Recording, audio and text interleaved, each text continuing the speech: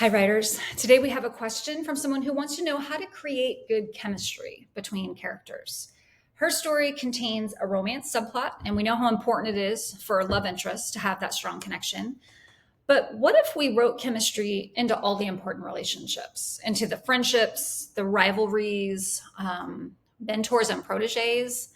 Those characters and the dynamics would come across as much more compelling and interesting to readers, even in antagonistic relationships. If a spark is there, then readers may find themselves connecting more to one or both of the players. So I decided to focus today on tips for creating chemistry between characters in any genre. And this, of course, would also apply to characters in romance. So, first, you want to make your characters clash. Tension, which is the reader's emotional response to what's happening with the characters, is a key element of chemistry, and it can be generated through conflict, through suspense, uncertainty, and anticipation. When we examine tension within the context of relationships, it often arises through the interplay between the characters. Even positive and symbiotic relationships need some conflict to keep them dynamic. So give the characters some opposing traits. Maybe one is impulsive, the other is cautious. One is logical, while the other is intuitive. Or maybe they have conflicting goals, or they're pursuing the same goal, but for different reasons. Do they find themselves arguing when it comes to certain questions of morality or ethics? Differences between characters creates friction, and friction creates interest. So make sure your characters challenge each other simply by being true to themselves. Number two, let them see each other clearly.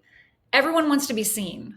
This is something we look for in our real world relationships. So adding that element to a fictional dynamic can take it up a notch for readers.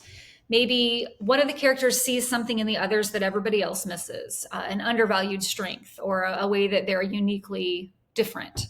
Maybe they see that person's flaws and weaknesses, and because of the relationship, they're able to call those out in a way that's challenging and loving rather than critical. This depth of knowing each other speaks to a deeper kind of relationship that most readers appreciate and will be drawn to. Next, don't forget the subtext.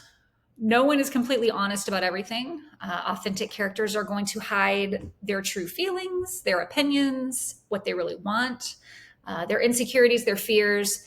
And they're going to do that even from the people that they love and trust. So a character's surface level interactions, which are their words, their choices, their behaviors, those are going to often contradict what's really going inside, the visceral responses, their thoughts, their emotions. That subtext charges the energy in the relationship and makes it crackle. Chemistry also builds through shared experiences, good and bad. When you're creating characters and their important relationships, add in backstory events that reveal their bond. When they reference those touch points, it reveals a depth to their relationship. If the characters are just getting to know each other and they don't yet have a history, create bonding moments, even something small like a shared joke or win. Start building those early in. And my last tip is about ebb and flow. Chemistry is very much about shifts and the unexpected. A relationship where both parties are content and comfortable and everything's great, it's going to read as flat. What you want to do is physically map out the relationship arc throughout the story. So you can use sticky notes or index cards or an online digital cork board, whatever works for you. Each one of those is going to contain the relationship events that are happening throughout the relationship, and mark each one with a plus or minus. So if it is an event that is strengthening the relationship, such as it's creating increased admiration or proven trust or bonding through adversity, it gets a plus sign. If it's an event that shows a decline, something that creates distance between the characters, an argument, loyalty being questioned, then it gets a minus sign.